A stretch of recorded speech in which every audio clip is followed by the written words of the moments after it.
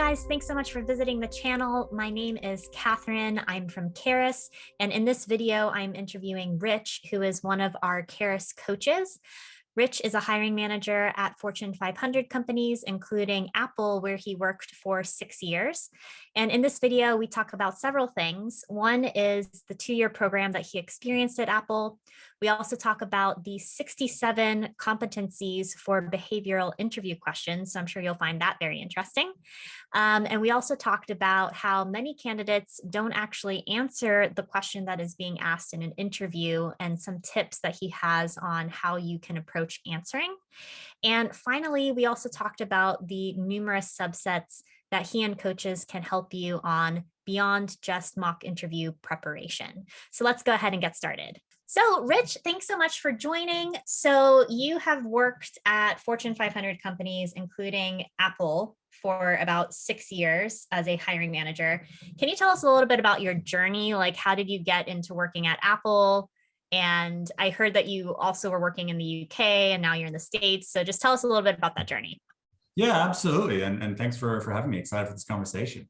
So for me, I joined Apple straight out of college. Apple had a really interesting and new at the time leadership program called the Apple Store Leadership Program. And so what that was it was a 2-year course, which gave you experience working all across their retail function in a variety of different roles, from your everyday specialist who you may have bought an iPhone or a Mac from in the past, all the way up through leading 50, 70, $100 million Apple stores. And so I started this program in London in the UK, and I spent my first 2 years over there. And then I was really fortunate to get the experience to then get a double promotion into opening up a brand new store, actually, just south of Washington, D.C. So after 2 years in London, I then came over to Washington, D.C., opened up in Northern Virginia, opened up a couple stores over there, and just had, an amazing experience, meeting literally thousands of people, product launches, all sorts of fun things with that. But it was my time really at Apple that cemented my passion for the people side of the business. So whether it was interviewing, whether it was hiring people, whether it was talent development, coaching, mentoring, all those sorts of things, that's kind of really where I got my true passion and taste for it from. And then that's kind of led me onto a couple different companies since then and doing similar things, whether it's been recruiting, hiring manager, those sorts of roles. But yeah, Apple kind of really got it started for me there. Yeah, that's awesome. I'm really curious to hear a little bit more about the 2-year program that you did there. Is that something that still exists today? And yeah, I think it still does. It's gone through a lot of iterations. I was only the second year to have done it. So it was still kind of in its learning phase, trial and error, see kind of what it works out. There were, I think, 256 of us that were selected worldwide to take part in this program, which was pretty cool. They said at the time it was easier to get into Harvard and Stanford than it was to get onto the program, which kind of gave a whole bunch of 21-year-olds a big ego boost at the time. And they sent us to some different locations around the world to get training, which was pretty amazing. But it was just a great experience, and rotational programs in general are becoming more and more popular. And I couldn't speak more highly about them. Frankly, the amount of exposure you get to different situations, different types of people, different projects, different experiences, different countries in my case, it really does kind of make you a really well-rounded individual. And that's why companies like Amazon right now, I think Google has one as well. They all have these sort of rotational programs, predominantly for people that are, either just coming out of graduate school or college in general. But I could not recommend them more for anyone else wanting to kind of get a lot of different experiences when maybe they don't have a really clear focus as to where the end goal is. Because that was me. I really didn't know where it was going to take me. I just thought working at an Apple store would be pretty amazing and cool. And I know I wanted to be a leader at some point in my career, but I could have never imagined sort of the journey it took me on and all the different experiences that I got out of it. Yeah, absolutely. I mean, I'm sure there's a lot of people who have no idea what they want to do, like definitively, as Yeah. like right when they're out of school. Like you have some idea, but then you start something and you're like, okay, maybe that wasn't really the right fit. And it's honestly really challenging to kind of switch to a completely different company and have to start entry level all over again. So having this kind of program is such a really great opportunity. Also, I was talking to some people like culturally, this is like a little side note, but in places like Japan, a lot of people start off as generalists in the companies that they join, which is kind of a similar approach. Like you do like job rotation to kind of learn about different elements first, and then you can kind of pick your career path thereafter. So yeah, that's really great that you had that experience. And as you said, you're really into the people side of things. Yeah. And I remember like one time we were chatting before and you were talking about the behavioral interview portion of you know, the hiring process. And you were saying that there was like 67 competencies and my mind was just blown. And I remember that you were just super passionate about behavioral interview portion of the process. So why are you so passionate about it? Like, you know, what are your thoughts about behavioral interviews? Just share with us a little bit about that. Yeah, so behavioral interviewing is incredibly important because it allows a company or a hiring manager to truly understand who the person is in front of them and how they think. And it separates itself from technical interviews, which tend to be something which, you know, you can largely teach people, right? It's a little bit more academic in nature. You can say, okay, it's this, then that, you know, there are coding exercises to do. All this can be taught and replicated with relative ease. But when it comes to behavioral interviewing, it's truly about understanding how your brain works, how you think. And so, you know, you mentioned there that the 67 competencies that Apple, and I think they still use for hiring there, it's all about understanding things like problem solving. What's your approach to problem solving? How do you deal with conflict management? What are your best practices when it comes to working with lots of different types of people? And these are all things that, sure, you could, you know, regurgitate an answer that you read online somewhere, you know, theory based, but the really good interviewers and the really good hiring managers are the ones that are going to say, okay, give me some examples of times you've done this. And when someone's then able to give you a time that they have managed to effectively problem solve a challenging situation or overcome a really difficult client situation, you're getting a snapshot into their brain, really, almost on a psychological level. You're understanding, okay, how does this person act in this type of situation? Will I have similar situations on my team or in this role that I'm looking to hire for? Can I now see that person being, you know, competent, being successful in my situation that I'm looking for? And it's much easier to do that through behavioral interviewing. And so it's something which I'm super passionate about because a lot of people, I think, overthink or get scared when they hear the term behavioral interview, particularly individuals that have a more technical background, and they think, oh, I can talk to you about C++ coding and, you know, natural language processing within a data science environment, et cetera. But you want to ask me like why I do something? What's the right answer? What do I say? How do I do that? And the reality is, probably 9 times out of 10, there's no one right answer that someone's looking for or that a hiring manager is looking for. They're really looking just to understand, how do you think? And do you have the ability and the want to learn and become a better version of yourself? Because contrary to popular belief, there really is no perfect candidate for any role. There's an ideal sort of, you know, list of things we'd like someone to have, but it's a balance. Some people are going to have great skill sets on column A. Some are going to be kind of okay on column B. Well, which is more important to me, column A or column B? You know what? I need column A. I can teach column B. Fine. So if you have more in column A, I'm going to want to hire you and I can teach column B as long as you show that you want to be taught. And again, by understanding through behavioral interviewing how you think and how you work, that makes it a little bit easier for me as a recruiter or me as a hiring manager to sort of demystify or move the fog out of the picture and go, yes, I can see you now as the next person on my team. Yeah, it almost sounds like, correct me if I'm wrong, but it's kind of sounds like it's like an evaluation of soft skills. Very much so. Yeah, very much so. Yeah, it's soft skills. That's a really good way of putting it. It's soft skills, and it's moving toward hard skills, but not quite at that Yeah. level yet. Because you think of soft skills, typically it's how do you communicate? How do you talk Yeah. with people, right? How do you engage with others? How do you think about things? And that is, of course, very important. And so there's a couple companies that I've worked at where maybe out of the 5 or 6 competencies that we're looking for, 1 or 2 will be those soft skills. And then there are some of those, I guess you can call them medium skills, maybe. I'm not quite sure Yeah. the right word is to use there, but they're a little bit more on, okay, what is your process to complete a task? Yeah. How do you go about doing, your day-to-day operation and things like that? And that is a little bit sort of more advanced. But again, people aren't looking necessarily for a right or wrong answer. They're just looking to understand, okay, so you don't just throw spaghetti at a wall and hope it sticks. You actually have a Yeah. process that you follow, and got it. And that's how you've been successful repeatedly. Okay, this makes sense. Now, in my mind, you're less of a risk to hire if I see something like that. Yeah.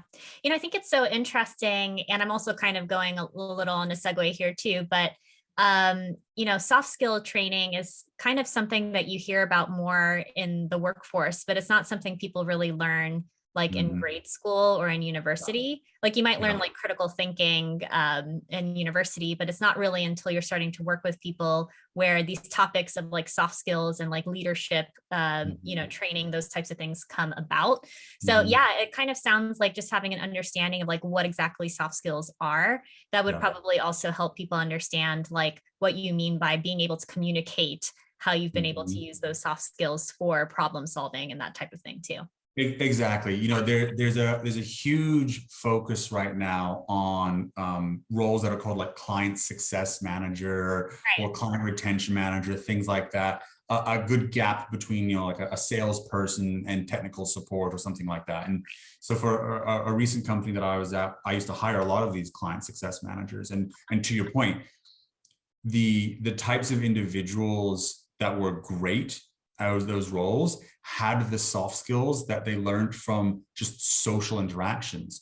Where better to get social interactions than within the services industry, the hospitality, roles like that. The amount of candidates that we hired into pretty senior level client success roles that were bartenders, waitresses, people like that who are dealing with people day in, day out, who have to understand how to use soft skills, who have to understand, okay, I need to problem solve on the fly right now because, at the Apple store, the first Apple store I worked at in London, we would see between 8,000 to 10,000 people on a Saturday walk through our doors.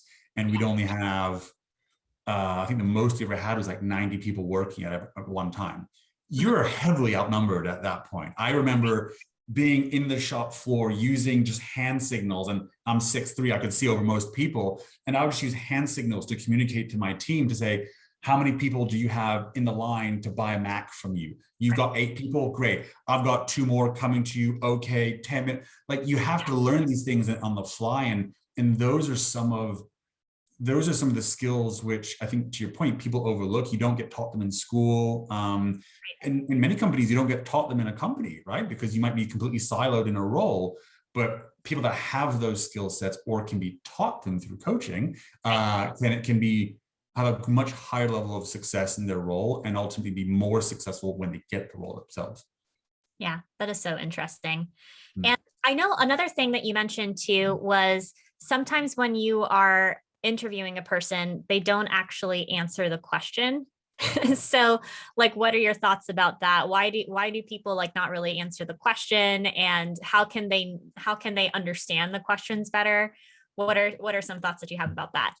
Yeah, so I did a great webinar a couple months ago with another Carrus coach, and I brought this up in the webinar, and there was a lot of laughter from the audience, both virtual, so LOLs, and just in the crowd themselves, because it's something which I think frustrates and it's an enigma that people don't even realize they're doing, and you're not answering the question that's being asked of you. There can be a lot of reasons for this. You could be overthinking what the question was and end up on a tangent and going down a rabbit hole, which is completely unrelated.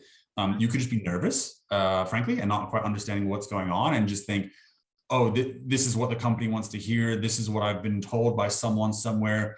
I'm just going to give an example, which is not related to the question at all. But it happens far more often than I think people realize. Is you really need to take just a couple seconds, write it down. That's my biggest thing that I recommend. I've some of the best leaders that I've ever seen work in any organization, when they're asked a question in either an interview situation or they're doing a conference call, like write the question down or type it out nowadays, right? It's all virtual, and just scan it for a second or two and think about what your answer is. And more importantly, think about what they're actually asking you. So I'll give you a prime example, right?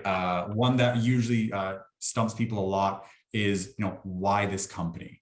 Why Apple, right? It's a one that I was coaching someone on the other day. Why Apple? Why do I want to come? Why do I want to be here?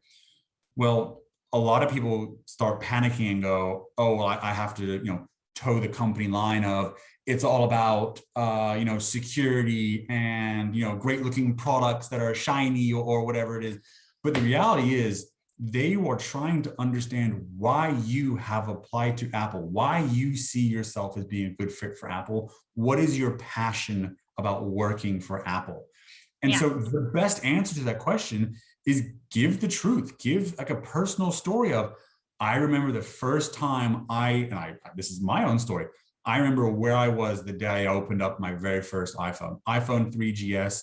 I was sat at IBM South Bank in central London. And I remember vividly the slow motion of the packaging, opening up, being like, oh, wow, look at this cool thing.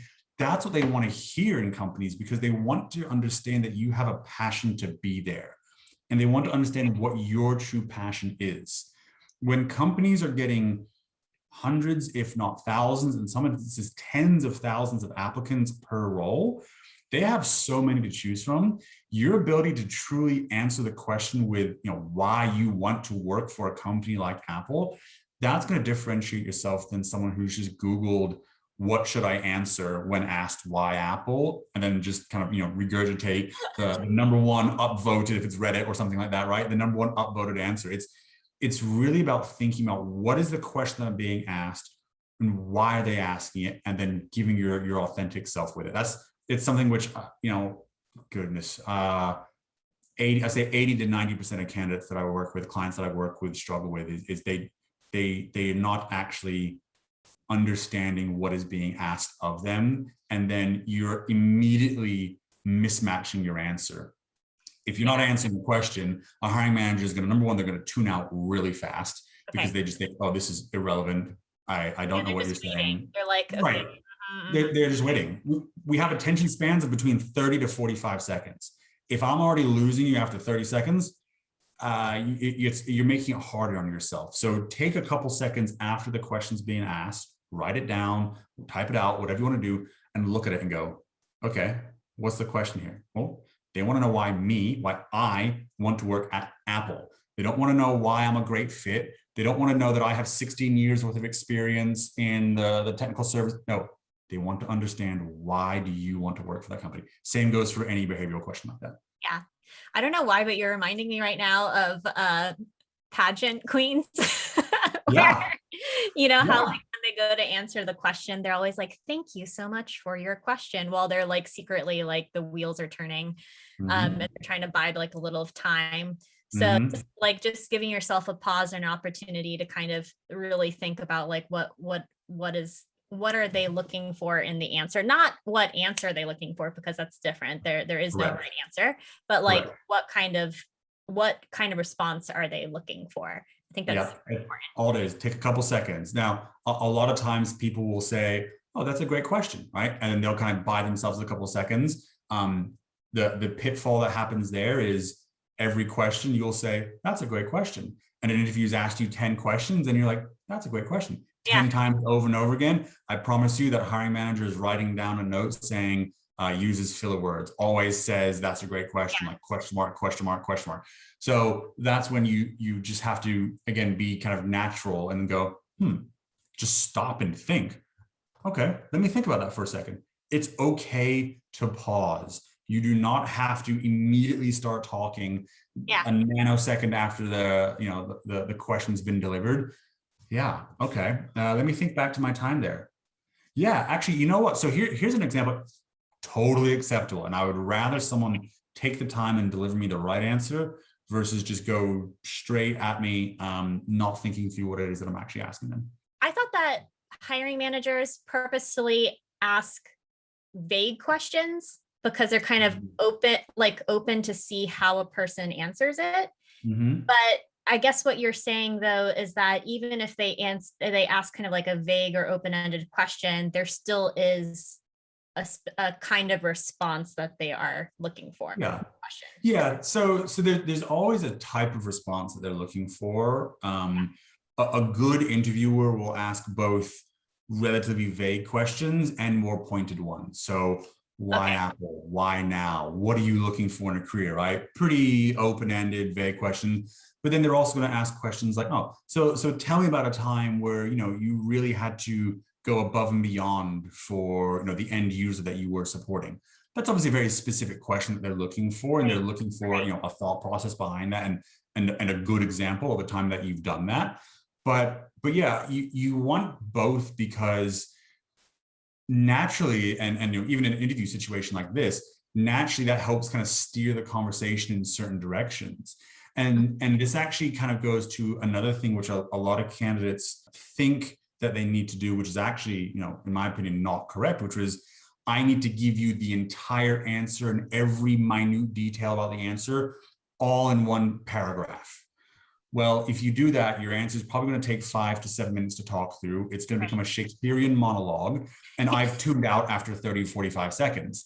The reality is, when you're wanting to deliver particularly a behavioral-based interview answer, you want to give it into a format, right? So STAR format's one, I think PAR is another one that people talk about, but you want to keep it to within 1 or 2 minutes. You want to create curiosity so that me as a hiring manager, I go, well, that's a really interesting example that you just gave here. Hold on, let me ask you some follow-up questions. Let me actually dig into that more and more, because now my follow-up questions can be really specific to exactly what I'm looking for. And it gives you, the candidate, a better chance of then matching yourself to what I'm looking at, rather than just telling me what you think I want to hear. Now you're actually giving yourself a chance to answer what I want to actually hear from you, and you're giving yourself a better chance. So that's another thing which I always tell my clients, and it's something which we practice a lot, is keep your answers relatively short.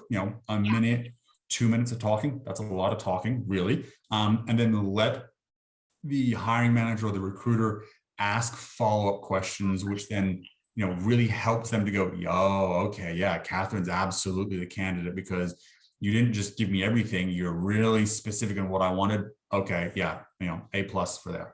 Yeah.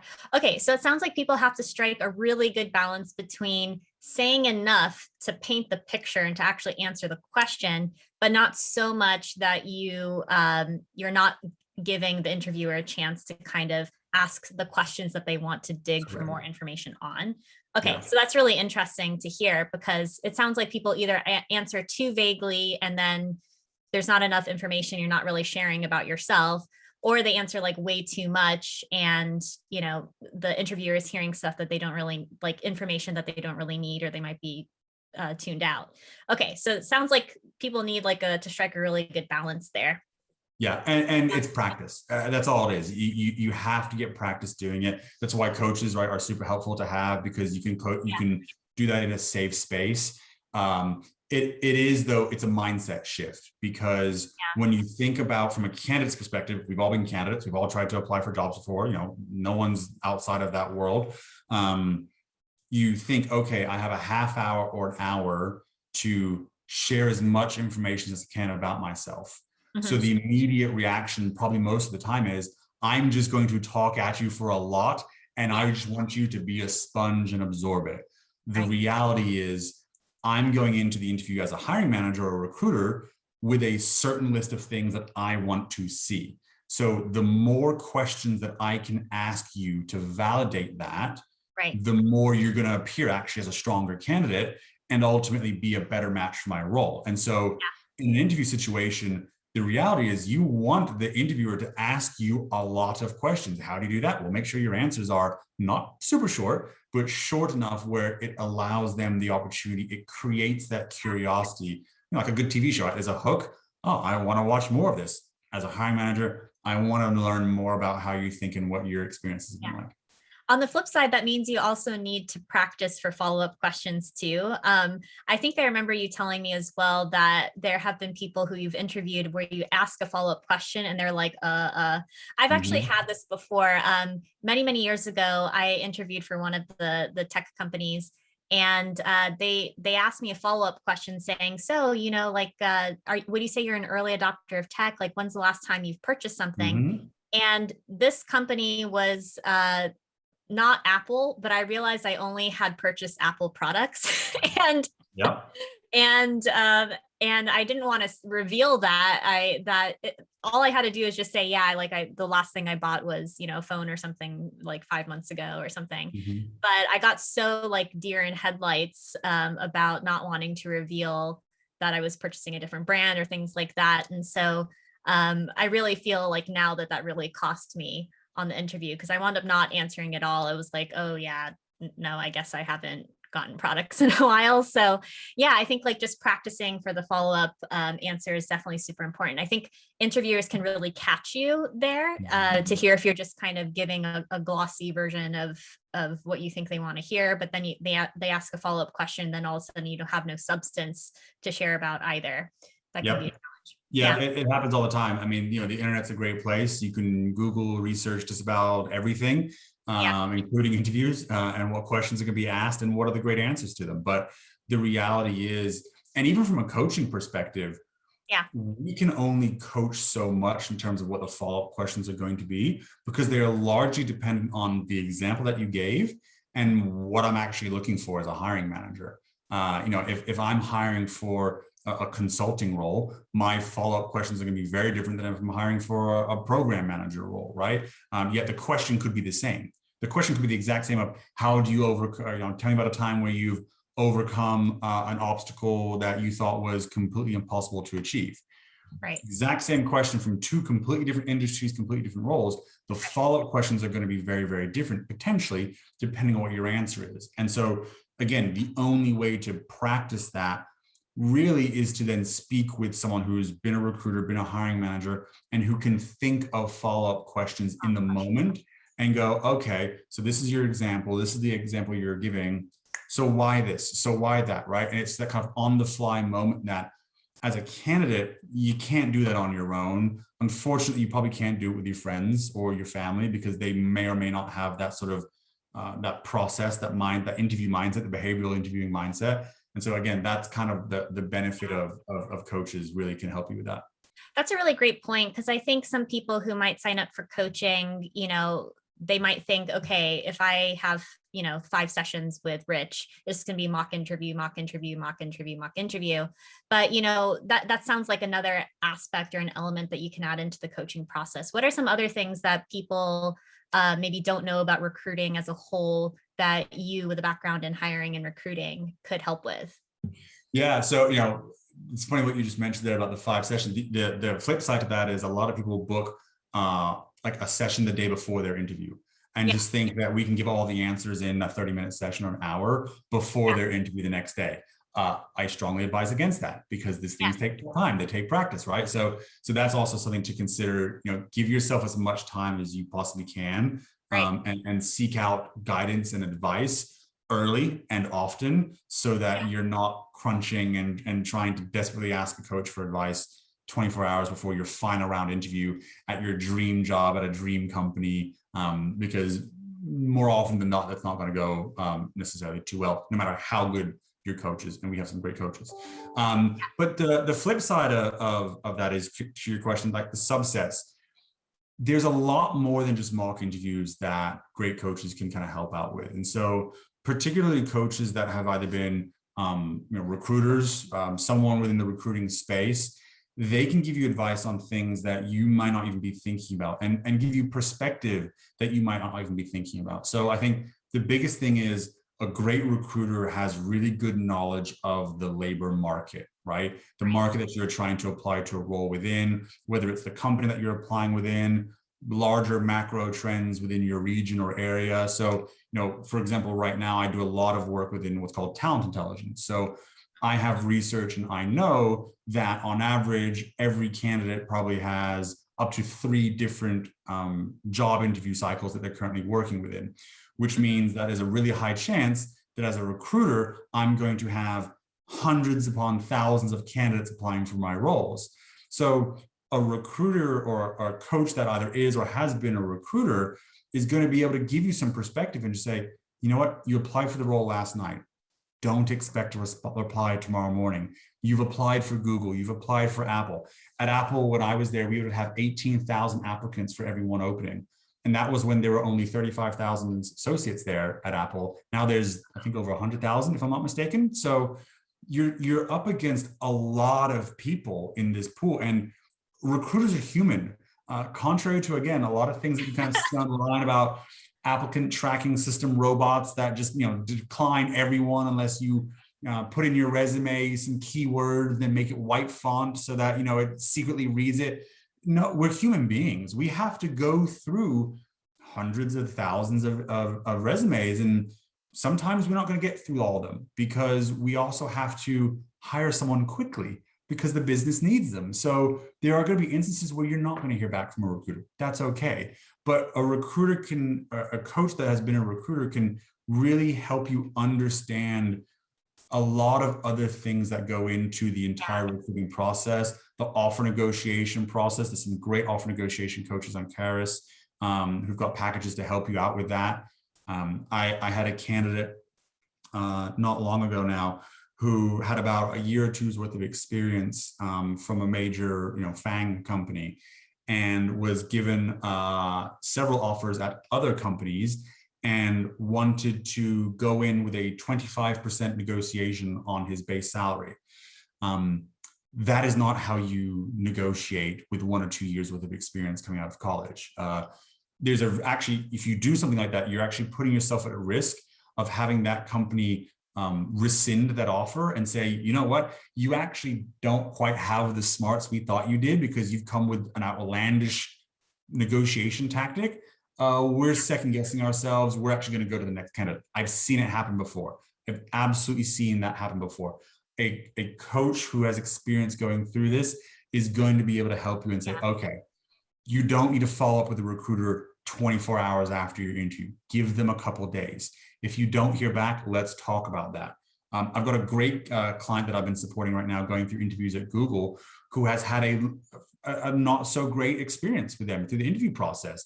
And most of our conversations are just, what do you think is the right way to approach this? From a recruiter lens, should I be following up? Should I, be challenging them? They're telling me this. What does that mean? Where should I go? That's the sort of thing which a past recruiter coach can really, really help with. And conversely, there are things that we don't necessarily know that more technical coaches can help with. I don't know a lot about coding personally. I'm not a very good technical person when it comes to all that. I'm not a great coach if you want to get coding advice for your data scientist role that you're applying for. But there are former data scientists, there are former hiring managers who have been data scientists or program managers, software engineers. They are the people that you want to go to for that sort of advice. And then, maybe working then with a coach who's been a former recruiter to say, okay, talk to me about the actual process. Where do I need to go? What do I need to say? That's where a really, really smart, clued up candidate would actually use both coaches to their advantage there. Yeah. That's such a great point. I think so many people are really in the dark about what's happening like behind the scenes. And so, it could be so disheartening if you apply for like your dream job and then you just don't hear back and you're like, oh, I'm not worthy. Maybe you don't feel worthy or you don't feel like applying again. And that could not be the case at all. It could just be that there were so many people that they already wound up finding somebody very quickly, or they might need a longer process. So definitely sounds like having somebody to kind of walk through like what could be happening behind the scenes is super helpful, and not like take all that pressure and burden like on yourself. Yeah. I would say a strong majority of some of my sessions, that's not true, probably 50-50 of my sessions are like part therapist, part like interview and offer a coach, because they'll want to vent and just say, what's going on? Like, the recruiter's not getting back to me. I think I've been ghosted. Yeah. Well, here's a fun fact. Recruiters get ghosted all the time by candidates. And it's something which candidates don't they don't always think about. They don't always put themselves in the recruiter's shoes of, Yeah. I have to spend 3 hours today just looking through resumes, of all the same types of roles and profiles to find that, needle in a haystack. And then sometimes when I find that needle in a haystack and I reach out to that candidate who's directly applied for the job, they don't talk to me. They don't get back to me. I've personally had it where I've had, oh goodness, 3 that I can think of off the top of my head, and not long ago, where a candidate was given an offer. I spoke to them. I told them how much money. They were super excited, and I never heard back from them ever again. Never had the offer accepted, or in some cases, I actually had it accepted. They never turned up for work, and this is for a $100,000 job at a major tech company. They just don't turn up for work, and you're like, what do you? So you have to put yourself in other people's shoes. Recruiters, as candidates, I get it.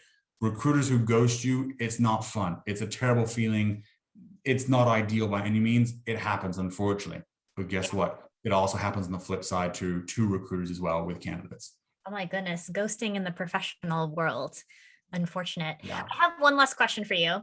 I remember that you were telling me a story about how there was a woman who was working part-time as a cashier at Apple. And then she became, she basically worked up the ranks and became a manager. And I remember you were like really passionate about this particular story. So can you tell us a little bit about that and why that particular story was so significant for you? Yeah, so it's one of my favorite stories. She's still one of my best friends to this day. She actually flew over to my wedding a couple of years ago as well. But I think for me, it really reinforces the importance of having someone who is going to try to help you and vouch for you in your career, whether it's a formal coach, whether it's just a mentor, frankly, to have either at your current workplace or outside of that. But, I think her example was great. I vividly remember it was a Saturday at again, probably one of the busiest stores in the world at the time, actually. And we were stood side by side. I was still relatively newish to the company. And we were chatting, and she was like, how could you possibly think that you could make a career out of being, a retail store manager, anywhere, right? Let alone at Apple. I'm just a part-time cashier. It'll never happen. And I basically challenged her. I basically, dared her. And I said, hey, you know what? If you actually let me help you, let's see what we can do. If you give me the effort and the motivation to want to become better and want to become a leader, I'll reciprocate and give you all the time that I can to help you out with that. And I'm pretty sure we just shook on it, and there's probably a lot of skepticism from her part. But we did. We spent months and months, both when I worked in that store and after I'd even left that store. We would just talk and just kind of go through, hey, what would you kind of do in this situation? How would you approach this conversation that I'm about to have? Why do you think they're looking at me in this way instead of that way? What do I need to improve upon? What am I good at? What am I bad at?